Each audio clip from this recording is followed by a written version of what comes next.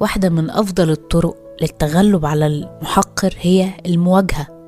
بصله بطريقة تخليه يفهم إنك عارف ألعابه.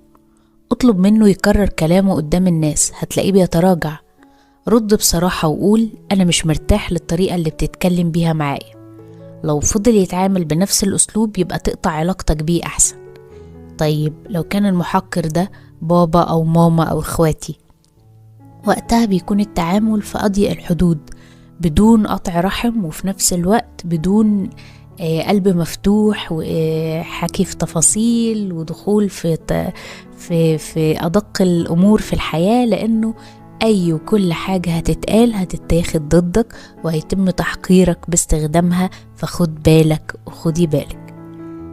آخر حاجة حابة أقولها، محدش يقدر يقلل منك إلا لو أنت اللي سمحت له. خد خطوة دايما عشان تحافظ على